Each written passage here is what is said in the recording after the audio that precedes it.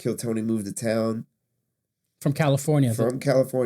So when Tony moved to Austin and the band didn't come with him, Jon called me and he called D-Madness. And the rest is kind of history. Mm-hmm. The gig wasn't even paid at first. And then after doing one episode, kind of going like, oh, this is an interesting thing to be a part of. Yeah, I'll keep coming back. You have to not only know how music theory works, but you have to have a knowledge of it that works as you're improvising. So that when this chord goes by, you know what options are available from the harmony there. And then as the key changes, you know what notes on your instrument are changing in terms of availability, all while also doing things that are rhythmically interesting and melodically interesting. Have you ever attempted stand-up yourself?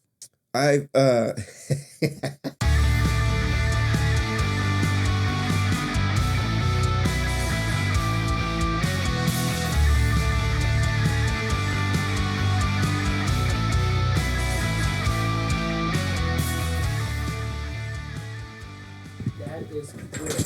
Jesus. Here, let me get behind you. You're good, bro.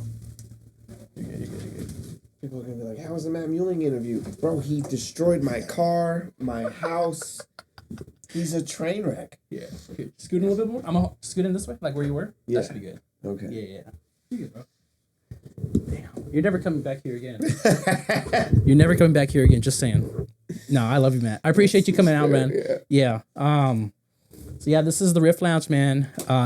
Established. It's a great 2 minutes ago podcast name, in my opinion. Thank you. By the way, Riff Lounge is fucking epic. Thanks, man. Man. I love it. Yeah, well, you're always welcome back, man. Cool. I mean, you're a crazy busy guy. Yeah.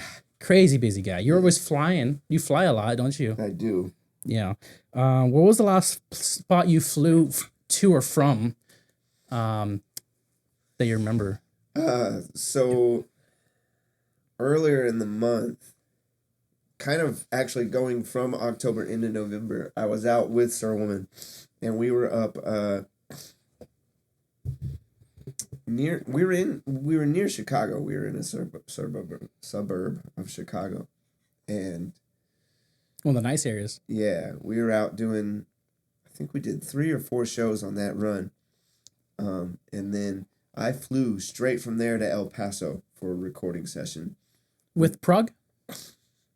No, this was with an entity from Austin called Sonic Guild.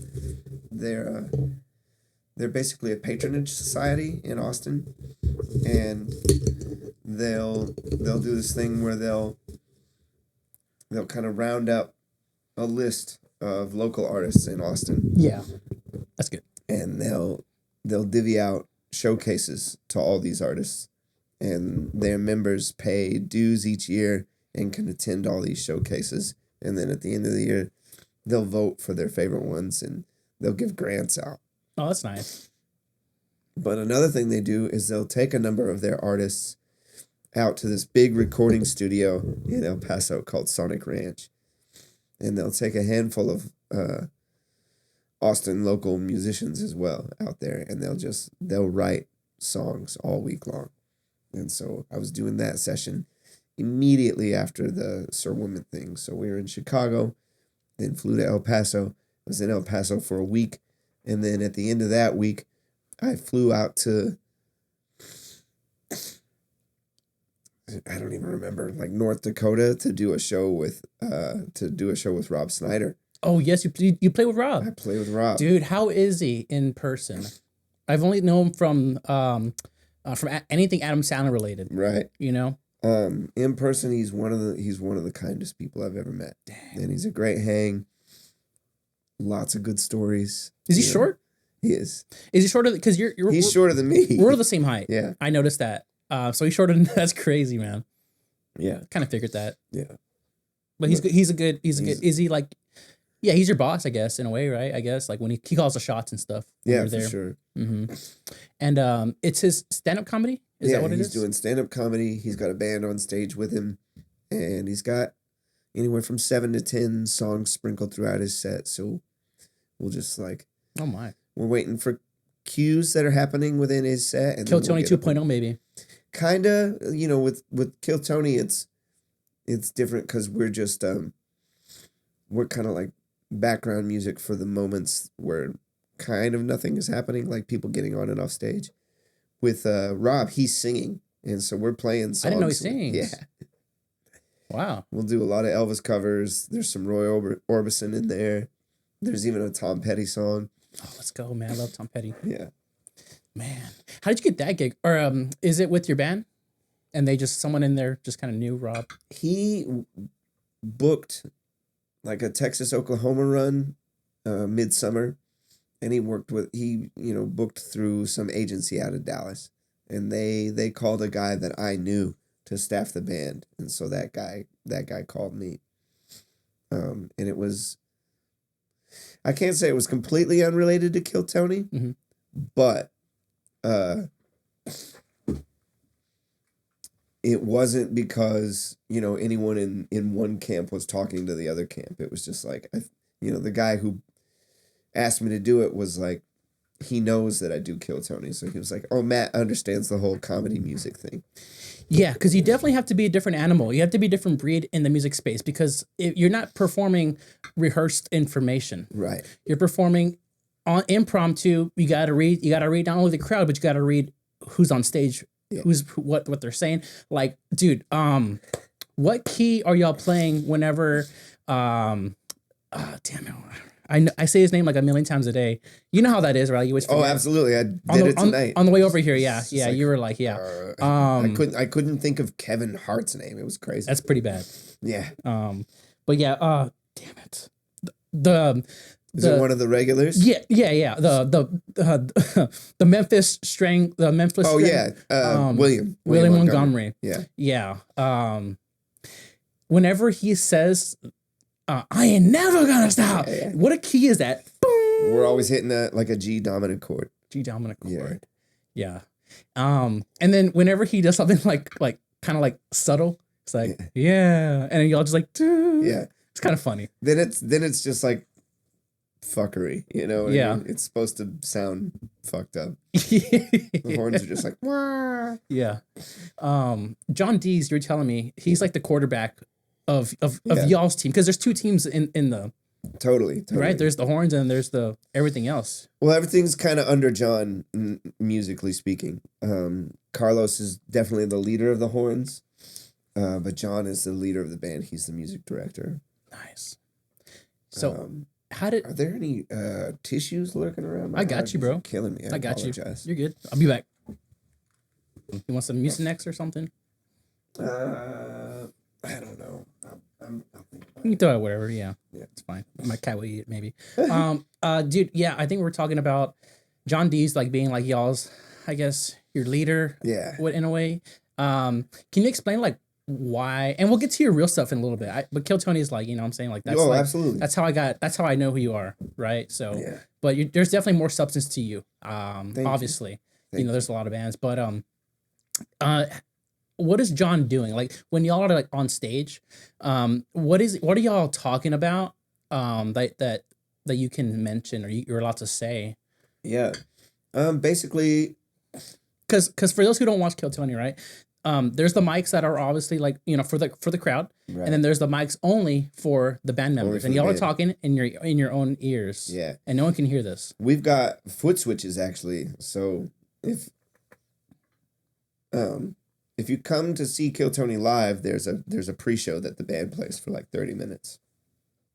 And so all of us will sing a little bit at least. And so those mics are the same mics. And so they run this little foot switch to it that when you press the foot switch, then everything we say is only in the band members' ear monitors. And so during the show, we're using that foot switch all the time. And a lot of what's going on is Jon is deciding what is the most musically appropriate thing for, what's going on stage. So he'll get on his talkback mic and tell us what we're going to play, tell us what key it's supposed to be in, maybe even tell like Mike and D Madness what kind of groove he's thinking about. Sometimes he's got little samples and stuff that are set up in his keyboard. We also have cues that we've written and rehearsed now that he may call. But basically, in a setting that's highly improvised, where like kind of anything could happen next, it streamlines everything to have one guy making decisions. Everyone's got decisions that they could make, you know, and a lot of them are good. But if you have it set up to where at any moment someone else could say, "Oh, we're gonna do this," then it becomes chaos. If you always know where the directions are coming from, then it's unified. That makes a lot of sense. Yeah. You want that. You do. Because we're trying to play as a band and not as like 7 different dudes on stage. Right. Yeah. Yeah. It's called the Kill Tony Band for a reason. Right, exactly. So you got Jon Deas, and then on the horns, can you tell us a little bit about the horns and how they kind of maybe operate different than you guys, but also not? Yeah. You know? Well, those 3 guys, Carlos and Raul and Fernie, they've been touring together as a unit for decades. And they've toured with a lot of people. They've toured with Jason Mraz. They've toured with Zach Brown, Kelly Clarkson. Which, by the way, on that topic, we were talking about this earlier. Yeah. But dude, you were sitting down with Zach Brown, the man himself, for like 2.5 hours on that one episode. Right. And he wasn't like stealing the show. He was just kind of there. Yeah. He wanted to be next to you, bro. Yeah. Next to you. He wanted to be on stage with us. And you know, he's an artist. He does his own music. So like, you know, one thing that's really special about the people that are in the Kill Tony band is we all have to do a lot of different kinds of music. And that's what makes us useful to Jon, is that like we can kind of go wherever, you know, creatively he has in mind in the moment. So trying to fit that, you know, that particular mold, which is very amorphous and challenging, you know, is tough. And Zach was I don't want to say anything bad. You don't have to. You don't have to. Like, Zach's just not that kind of player, I guess. Okay. Is the kindest way. I wouldn't be either, because this is crazy. Yeah, it's crazy hard, man. It's a crazy thing to do. It's like, yeah, be well versed in a fucking dozen different genres, and you know, have a deep enough understanding of music that like whatever we decide we're gonna do in the next minute, you can catch the directions, you know, vocally or by ear, you know, and you just know what to do. It's a very nuanced and difficult and takes a lot of experience to be able to do. But that's still cool though. Yeah. I mean, we've had Marcus King on the show with us before too, and Marcus can do that. Marcus is an extreme. Can you remind me who Marcus is? He's an artist by his own name. He's up and coming, I guess by some people's metrics. You know, he had like a couple songs in the Arcane soundtrack, if you watched Arcane on Netflix. He's just a fantastic singer, songwriter, and guitarist. And he's... Okay. Oh, I have seen him. Yeah. Yeah, he looks like, and you might agree with me. Yeah, he kind of looks like Sketch. Sketch? I don't know Sketch. Show me Sketch. It's a Sketch here. That's Sketch. Oh, I can see it. Okay. Yeah. Yeah. Yeah. Sketch is a Twitch streamer. Isn't he? Yeah. He's funny. But anyways, I can see that. Yeah. But so Mr. King, Marcus King was with y'all. Yeah. And you know, Marcus is an artist and he does his own music too, but like he also has spent a lot of time in the trenches as a musician. So, and that makes it sound like Zach hasn't. Zach's just been in different trenches. He's been in artists. Can't teach an old dog a new trick. Maybe so. You know, it's such a specific array of experience that you have to bring to bear to do that thing. And Zach has a different bag of experience. Yeah. So he's a great writer, personally. I love his music. He's incredible. And it was totally, sorry. I don't know if he writes everything, like at least his older stuff, but I definitely fell in love with a lot of his like music in general, like all the patterns and the riffs that he's got, like Toes in the Water, Yeah, Ass in the Sand, everything from Chicken Fried. Yeah, I know he wrote enough of his old stuff that like he is set. You know what I mean? Like monetarily for life. Oh like, yeah, maybe for 3 lives. I think once you get like to a certain level of fame, I don't know how accurate this is because I don't run in those circles. But I think once you get to a certain level, I believe once you get to a certain level of fame, like there always ends up being a team For sure. involved.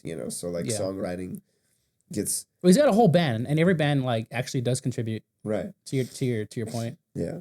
Yeah. Dang man, that's really cool. It was cool sitting next to him. But yeah, it was also funny because it's like, well, hey man, we're like doing our job, so like either keep up or get out of the way. You know what I mean?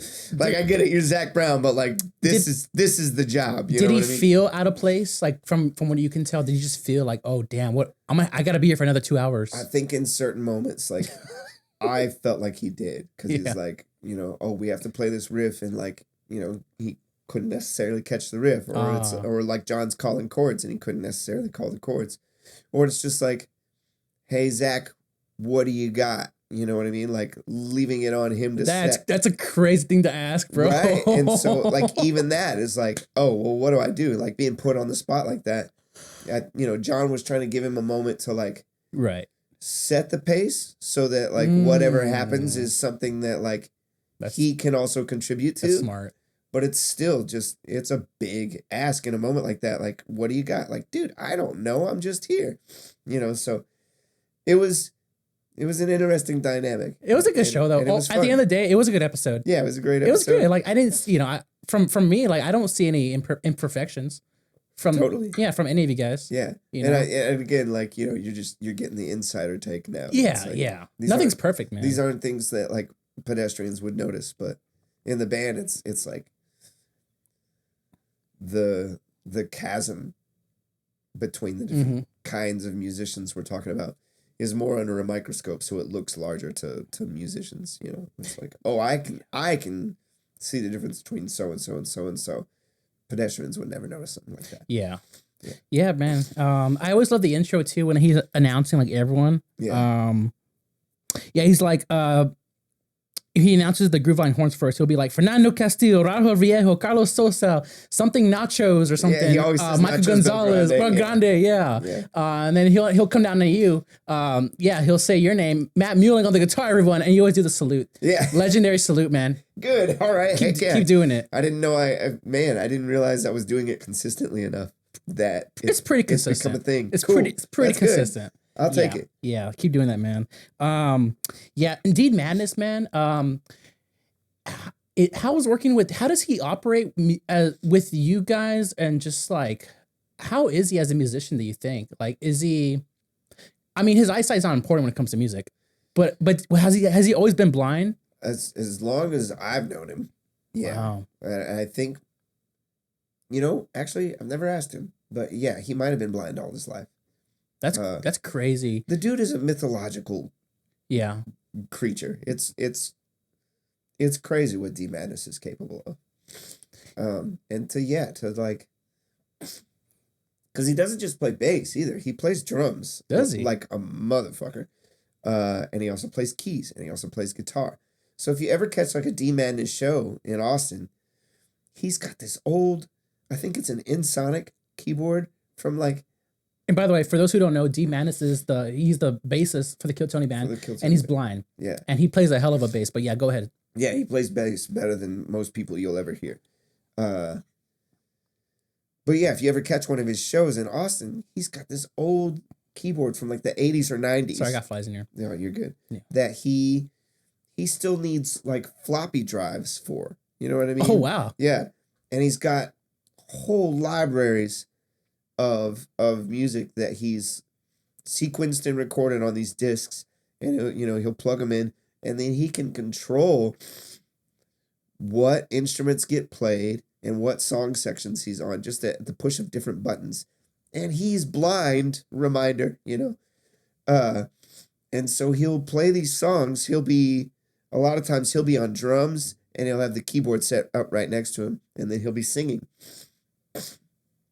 He'll have like another singer, or he'll have a guitar player usually, and then he's going through these tracks, and just kind of like playing songs live, and it's insane what he's capable of. Yeah, because all the parts have a feel to them that just is inimitable. Like you can't touch D Mattis's pocket, and then he's got superhuman levels chops, and he's a fantastic songwriter too. It's just he's a staggering musician, and it's on the show. Obviously, he's like a legendary character for reasons that go beyond the music. But at the end of the day, he's still just and he's got a great sense of humor too. Yeah, he's blind and he's black, and so whenever someone makes a joke about him, he doesn't care, bro. He just like I don't know how long he's been doing it, but he laughs. Probably made all the laughs. same jokes. You're probably right. Yeah, but no, he's got a great sense of humor. He's definitely a meme by himself. Yeah, for sure. But does he? Oh yeah, I was asking you in the card. Like you yourself, you watch stand up comedy. Like you're no stranger to like going to a show, maybe right? Like your own show, like whoever you want to see. Can you name like some of your favorite comics right now? Yeah, big fan of Michelle Wolf, Louis C.K., Nate Bargatze, and Shane Gillis. Those are probably like my top 4. There's some up and comers I really like too, like Ralph Barbosa is fucking. I love that guy. He's coming to San Antonio. I might see him. We'll see. But yeah, I love Ralph, bro. He's my favorite. Ralph, I have this like interesting little like path with Ralph because my brother got hip to Ralph before he blew up, and he sent me like he shared like an Instagram post with me, and I was like, oh man, this guy's really funny. And then I met him at one of David Lucas's shows, and he was super cool. And then like that was kind of like while he was blowing up, and then after that, like he just took off, and now he's all over the place. And it's really cool to see. Yeah, I think I found him on TikTok. That's where I got introduced to him, and yeah, he's something else. Dang man, yeah. I like who's my favorite? I like Mark Norman. Mark Norman's one of my faves of all time. I'm younger than you, so I don't know. I wasn't like there for Louis C.K. that much. Yeah, but everyone talks about him. I love, of course, Timmy No Breaks. I saw Timmy No Breaks live for the first time when I was at the Sunset Strip. I saw Red Band. I saw him. Dude, I want to go down the people that I showed you, and maybe we can just give me. I just want to show you. You don't have to say anything. I just want to show you who I saw. Yeah. Because this was the best $35 I've ever spent. You got a lineup. Yes. So, of course, I saw Mr. Yonder Wizard. You saw Yonder Wizard for the first time. I saw Enrique. Enrique's good. Yeah, he's funny. Yeah. I saw what's his name? Sir Winston Pickles. Yeah, Mr. Pickles. And then JJ Curry. He works there. He's a doorman. Yeah. I connected with him. Of course, Brian, yeah. Timmy. Mr. Jolly. Yeah, Jolly's incredible. And then this guy, Dylan. Dylan is hilarious. He is. Dylan's one of the funniest people in the scene right now. I agree. He's crazy good. I agree. Yeah. I'd never seen him until that day. Man, welcome. In fact, I was sitting front row. He was the one that was roasting me for being Mexican because I'm wearing a Spurs shirt. And he was like, "Hey, are you from San Antonio?" Yeah. Yeah, I'm from San Antonio. He's like, I don't know how to tell the joke, but he basically said he already knew I'm from San Antonio because of the color of my skin. He didn't need the shirt to give it away. I thought that was funny. And then of course him. Oh, you caught Joe. Yeah, Joe. Ari Matty, of course. Well, I didn't even know who was gonna be there. Tons Kim. Yeah. Dude. And then and you caught Martin. Martin. Yeah, Phillips. Hell yeah. And then this guy, he was pretty good. I forgot his name. You might recognize it. I don't know. His face looks familiar. I think he's been on the show. Chris Deas is his name. Bless you. Thank you. And then Jamar. Jamar's incredible. Yeah. Jamar hasn't been on Kill Tony in a while, but like when I first got on the show, he would show up and he was He's cool. He like he went into the crowd, started doing his thing. He's a different animal. And then I saw this guy, Austin Young. Yeah, Austin's killing. Yeah, Austin's funny. And then that's the doorman. He's real cool. Yeah. I guess his name's Monfort Davis. He was real nice. Yeah, Monfort, I think, has been on Kill Tony a couple of times too. Yes. Yeah. Yeah. But yeah, man, have you ever attempted stand up yourself? That's a yes. No, it's a no, because so like when I was still married, and kind of early on into my time on Kill Tony, I was seeing people get up there and try it, and I was like, man, some of these people are so bad. Like, how hard could this really be? And so I would try to write some jokes, and I'd write them down, and then I'd get with my wife at the time, and I'd be like, okay, I tried to write a few jokes, let me try them out, and I'd tell them to her, and she'd be like, no, like please do not go out into public and attempt comedy, at least not with this material. Mm-hmm. And I was like, okay. Can you describe the general idea of it? I think for me, what's tough with comedy is I can come up with a premise, I think. Okay.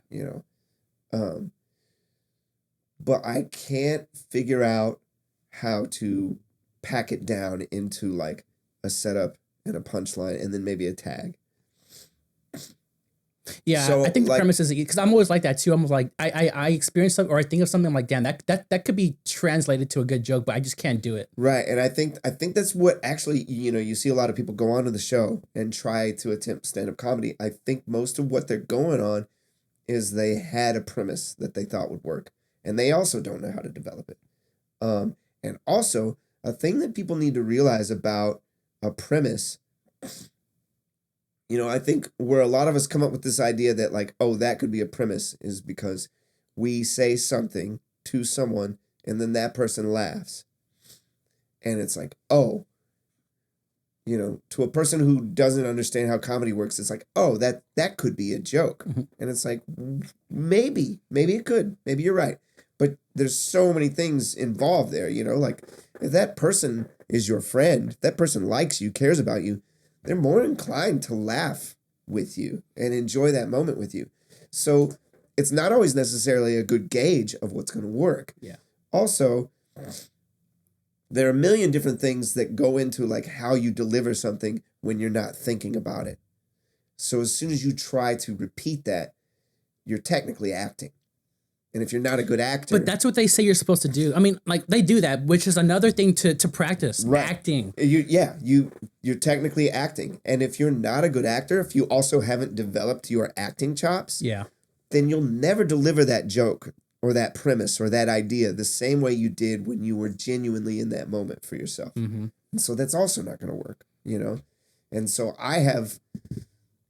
so little experience attempting all of those things. I don't have acting experience. I don't have joke developing experience. And obviously I've never figured out how to develop a setup, a punchline, and a tag. So like every time I would have an idea that probably could have worked the first time I said it. Yeah. And when I go to re-deliver it, I can't deliver it as genuinely as the first time I thought it. There's no development there. You know what I mean? So It never works the way the initial idea works unless you've developed those skills. And that's what I'm starting to understand, is that like some people have those skills very naturally or figure out how to develop them, and then they can start being successful as comedians. Yeah. Dang, that's crazy. Yeah, I thought about doing stand-up. Yeah. But I think I'm just too lazy, to be quite honest. Yeah, like you've got to work at it. I've actually typed up some ideas like 2 years ago, maybe 5 ideas, premises. Yeah. But I'm just like, yeah. I mean, I don't want to take classes, or I can easily go on YouTube and kind of figure it out, but I don't know. I don't think I'm not that guy. Yeah. Well, and not only that, but like you have to fail. Yeah, 100%. Publicly. 100%. So many times before you start understanding stuff that works, So you have to, there's so much time invested. You have to go out to mics all the fucking time and try your shit and just like bomb endlessly. You got to go to the smaller ones where people won't remember. Yeah. And I love and respect the craft enough to do that if I had time for that. For sure. But I also have a thing that I've invested most of my life into that I'm doing moderately successfully at this point. Doesn't make sense for me to take time away from music to go now attempt to pursue a comedy career.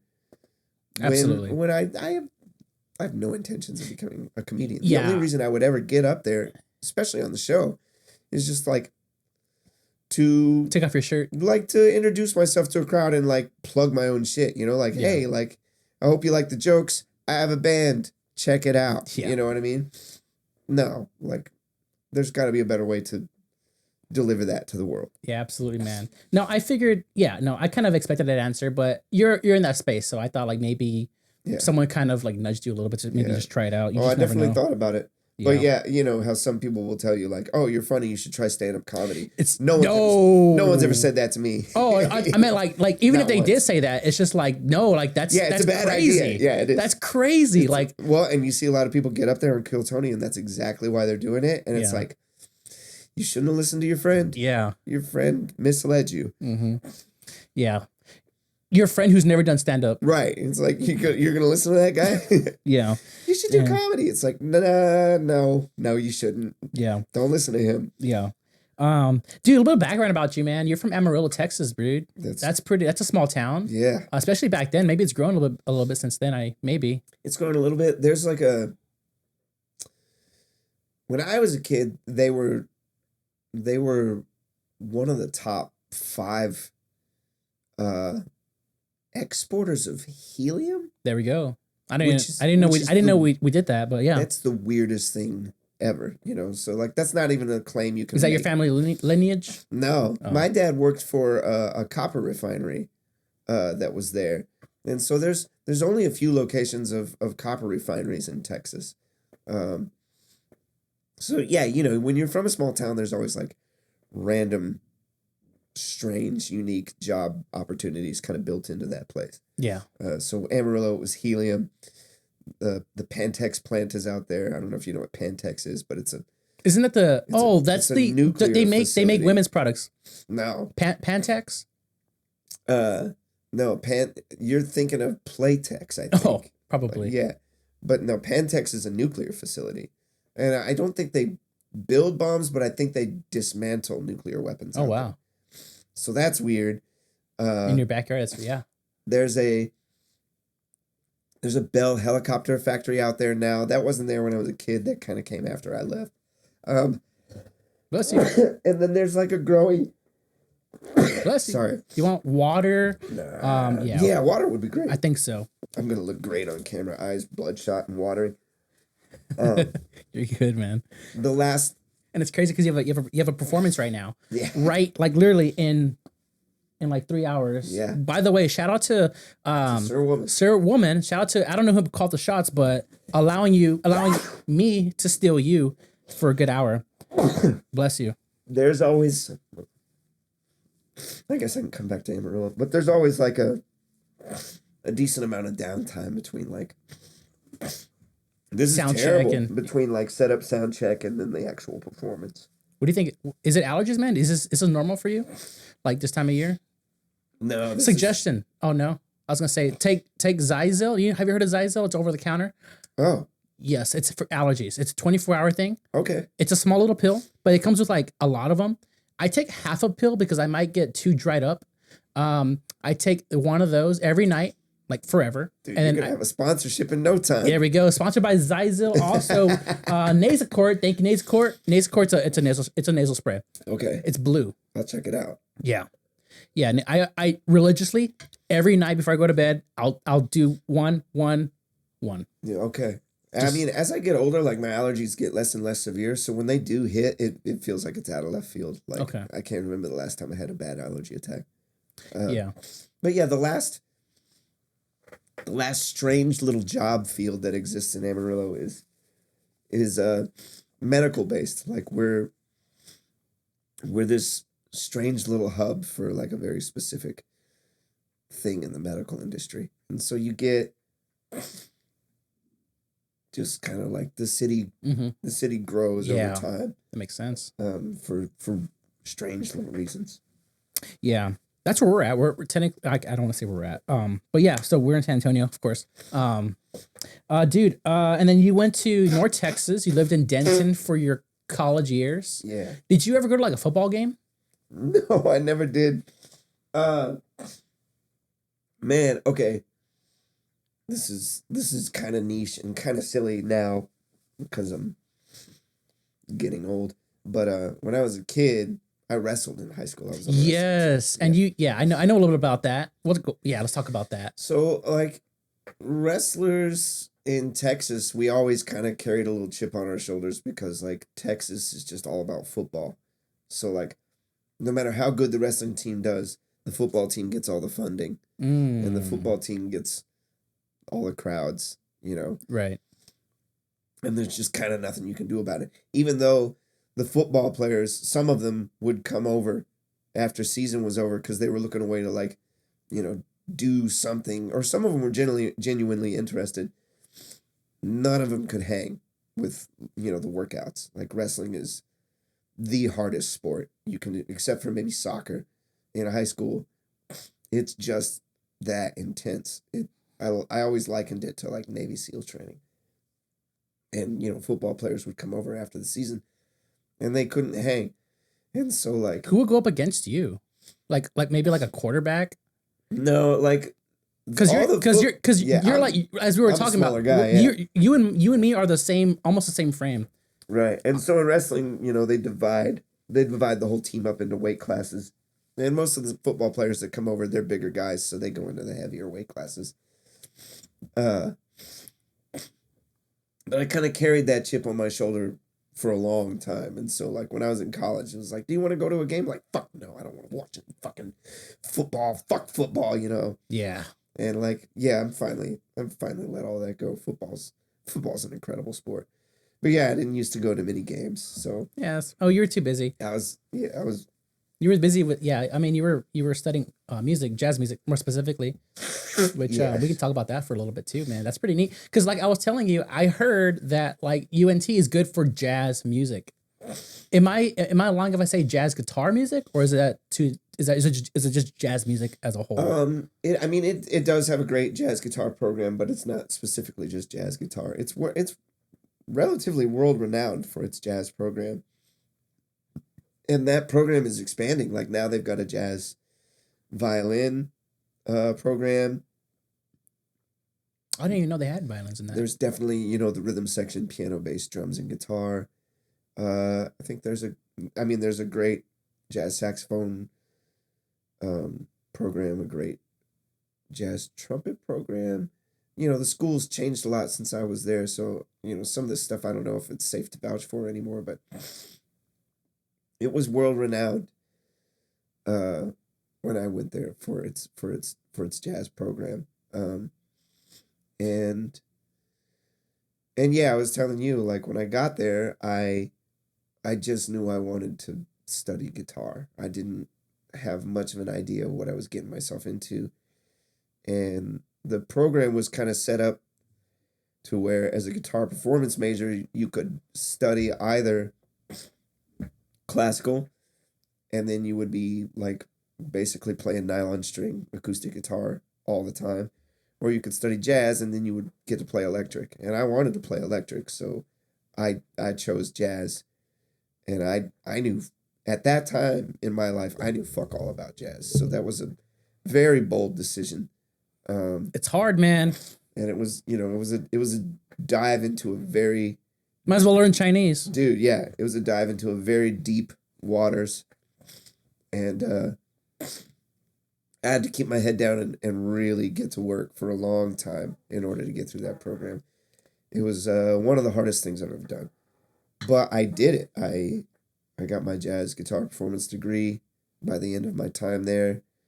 The head of the department, he told me he was proud of me after my senior recital, and I graduated and came down to Austin to try and figure it out. Yeah. Good for you, man. That's an accomplishment. I felt like it was like going from zero to jazz competent in a program that typically just weeds those people out. You know, like most of the people that showed up going, maybe I'll study jazz like I did, were gone after a semester to a year. Over to now they're in psychology. Yeah, they're doing other stuff. Or business something. And I even, like, there were some classes that they were just like, bro, you are so behind the curve in this particular, you know. Were you really? Yeah. Well, like on paper, I guess you were. Jazz improv, for example, is just such a highly specified and intense skill because you have to intuitively understand the music theory that's happening, but in real time. We had one instructor who used to say slow theory is no theory. And what he means is you have to not only know how music theory works, but you have to have a knowledge of it that works as you're improvising, so that when this chord goes by, you know what options are available from the harmony there.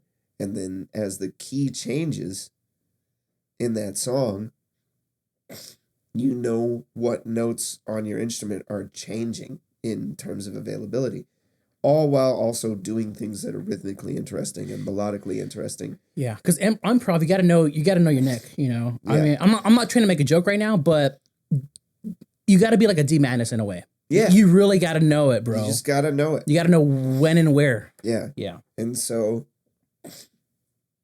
when I started, going into the improv classes at North Texas, they were like, yeah, like your proficiency is not high enough to be in this class at this time. There's a remedial one that we can put you in and hopefully build up the building blocks you will need to get into improv 1 and improv 2. And I was like, okay, I'm just, whatever it takes, I'm going to do it. Like I've chosen to be here. I'm going to get through this. So I did all that work. I made it through the remedial classes and got into the regular classes. And by the end of it, came out with a degree, someone official saying like, yeah, this guy can play jazz. Hell yeah, man. Let's go. Let's go, baby. Yeah. Now you're in Kill Tony, which wasn't, okay, let's fast forward a little bit. You graduate, because we're I hate butchering these things, man. No, it's all right. Because you got to go with your performance. So I'm trying to get as much as I can, man. But yeah, so you graduate, you move to Austin, you kind of figure it out, to my understanding. And then you start working with Jon Deas. Yeah. Yes. I met Jon Deas. And this is before Kill Tony. Well before Kill Tony. I met Jon Deas before he had the Gary Clark gig. We've known each other for... Man, we've known each other for... at least 15 years. Wow. Yeah. Meant to be, man. Yeah. Yeah. And, we had worked together on other gigs before. We had a residency pre-pandemic with a local artist, and D Madness was on bass with us. The local artist's name is Terrell Shaheed. We still play in his band. But we were playing every Sunday night at a bar called Half Step in Austin, Texas, right up until the week that, like, the pandemic shut everything down. Mm-hmm. And so, that's my friend, that's my bandmate, that's my guy. And Kill Tony moved to town. From California. California. Jon knew the crew, knew Tony and knew Red Band and all the guys, because when he would go out on tour with Gary and they were in LA, Gary would take them to Kill Tony shows and they got to meet everybody. So when Tony moved to Austin and the band didn't come with him, he called Jon to staff a new band. And Jon called me and he called D Madness, and the rest is kind of history. Mm-hmm. The gig wasn't even paid at first. We were just there because we liked making music with each other and didn't have anything else to do on a Monday night. And then after doing one episode, kind of going like, oh, this is an interesting thing to be a part of. Yeah, I'll keep coming back. Yeah. You kind of saw a future in it. Like, you saw the future of the show. You were looking at like, okay, this is going to be something that bigger than us, maybe. Seeing that, these, I think Joe Rogan was on like the third one that I did or something like that. Oh, wow. So I mean, it's like very quickly I was like, oh, this is, I don't know what this is, but there are like literal celebrities involved here. And people are coming out, they're paying however much the tickets were at that time, and they're they're doing the social distanced Yeah. seating. Like they want to be here to see this. So like this seems to have value that maybe not everyone is caught on to, but that you can definitely see once you're in the room. And I was like, yeah, I'm gonna stick around and see where this goes. Wow. Yeah, man. And then how do you feel that it's like blown up? Like, I mean, obviously you're famous now.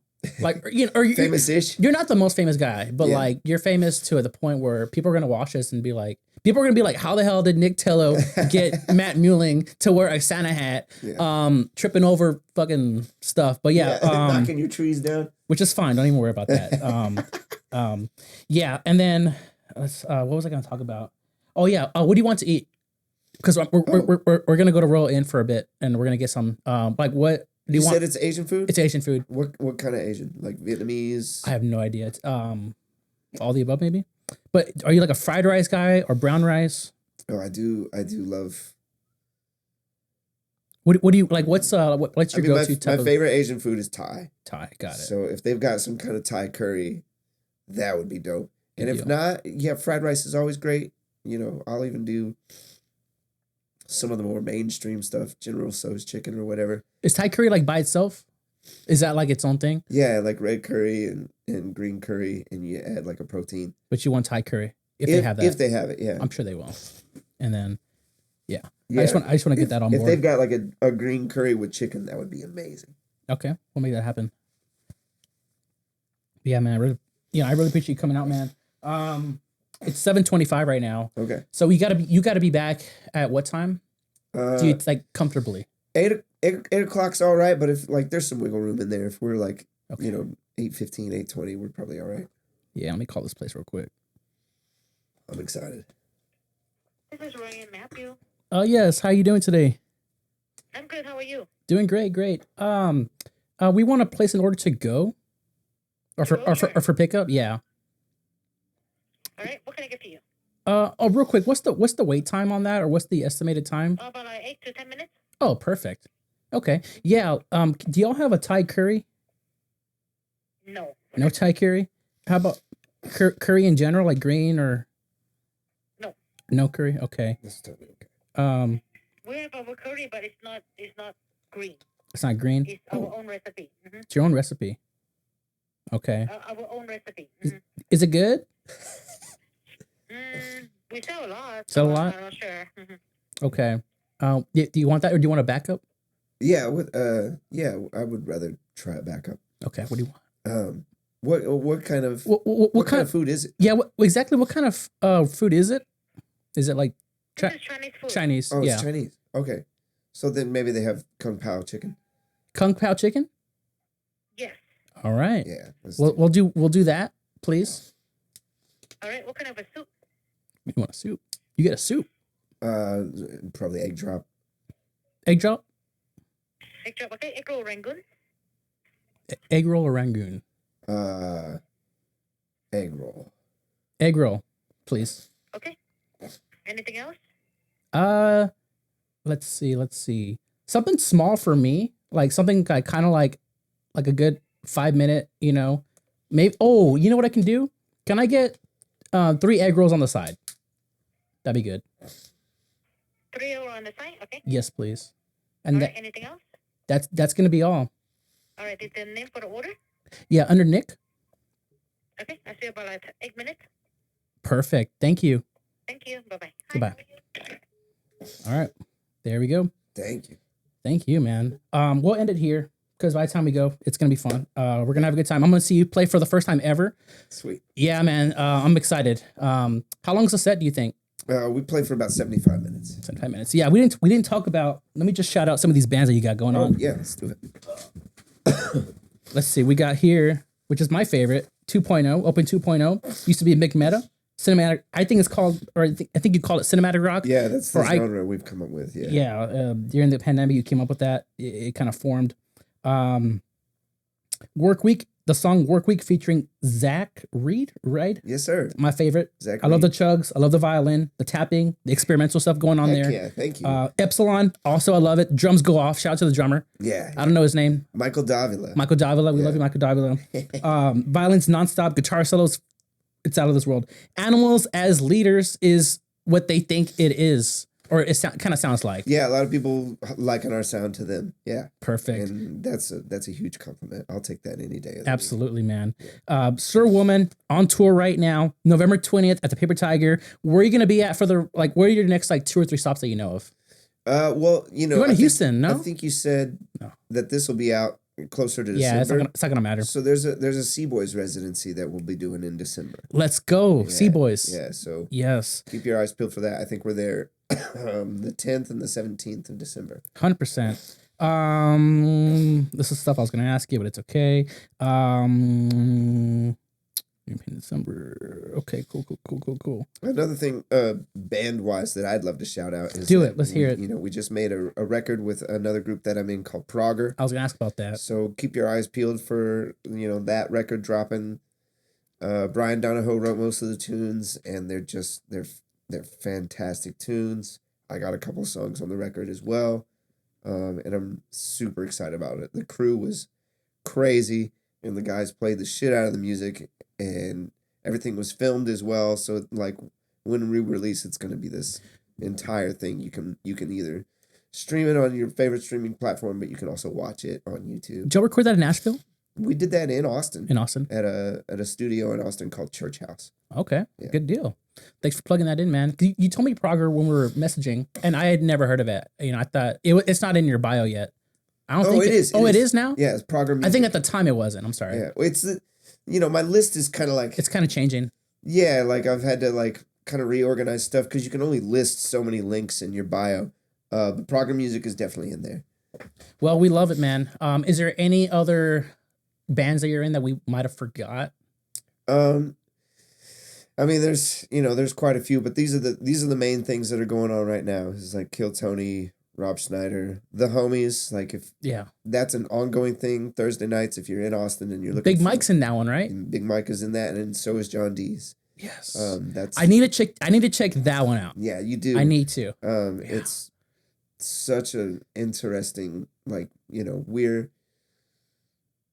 And where's it at again? Yeah, that's at the Continental Gallery. On South Congress. Let's go. And there's the whole point of that show is that there's never a game plan. So we go in there and we just do whatever comes to us in the moment. Nice, man. But yeah, I think we should wrap up here. Yeah. This was a good time. Thank you for coming on, man. Yeah, thanks for having me. You're beloved by everyone in the comedy scene and the music scene. Thank you. Which is crazy for me because I love both. You being here just makes sense for me. Awesome. Just saying. That makes me happy. You're awesome. Let's go see you play. Thanks for having me. All right.